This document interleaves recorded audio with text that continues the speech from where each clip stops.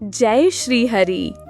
भक्तों, आज आप जो कथा सुनने जा रहे हैं वो केवल व्रत की नहीं बल्कि आत्मा के भीतर लड़े गए एक अद्भुत युद्ध की है। ये युद्ध बाहरी राक्षसों से नहीं, ये युद्ध था भूख से, इच्छाओं से, स्वार्थ से और अंततः अपने आप से। ये कथा है निर्जला एकादशी की, लेकिन इससे पहले आइए जानें कि एकादशी का प्रारंभ हुआ कैसे।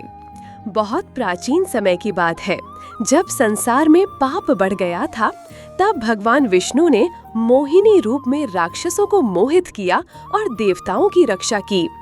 उसी मोहिनी रूप से एक दिव्य शक्ति प्रकट हुई, जिसे एकादशी देवी कहा गया। एकादशी देवी ने भगवान विष्णु से कहा, हे प्रभु, मुझे ऐसा वर दें कि मैं संसार को पापों से मुक्त कर सकूं। भगवान बोले, हे देवी, तुम हर महीने की शुक्ल और कृष्ण पक्ष की 11वीं तिथि को एकादशी के रूप में पूजी जाओगी। जो मनुष्य इस दिन व्रत रखेगा वो जन्म जन्म के पापों से मुक्त हो जाएगा।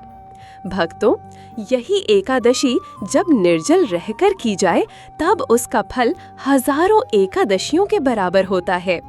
और इसी व्रत को लेकर एक बार एक महान युद्ध हुआ, लेकिन ये युद्ध था शरीर से नहीं, मन से।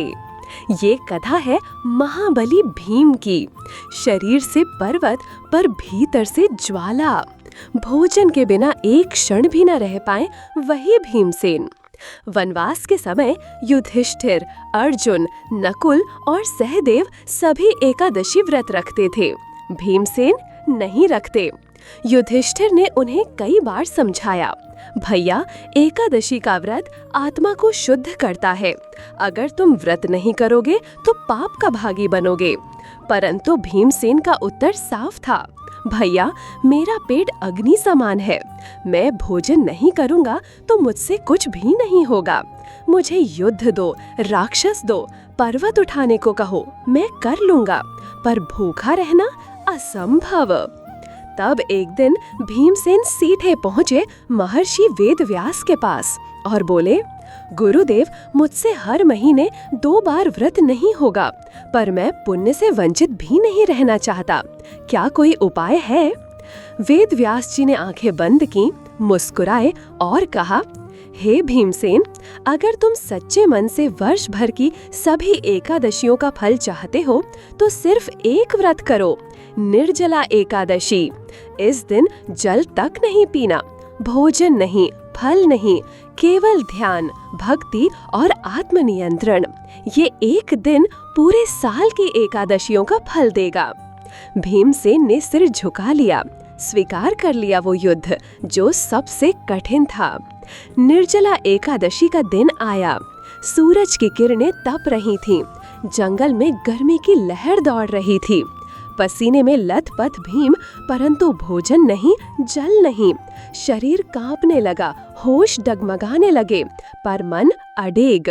हे केशव, आज मैं अपने भीतर की भूख से युद्ध कर रहा हूँ, मुझे शक्ति दो।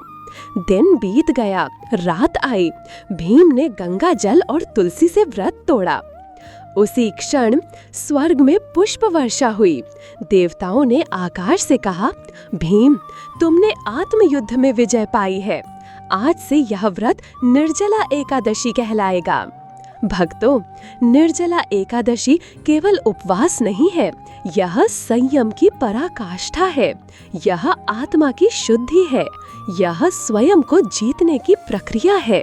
यदि आप इस दिन जल, अन्न और विकारों का त्याग करके प्रभु का स्मरण करते हैं तो स्वयं भगवान विष्णु आपके जीवन से अंधकार दूर कर देंगे और अंत में मोक्ष, वो अंतिम शांति आपके चरण चूमेगी।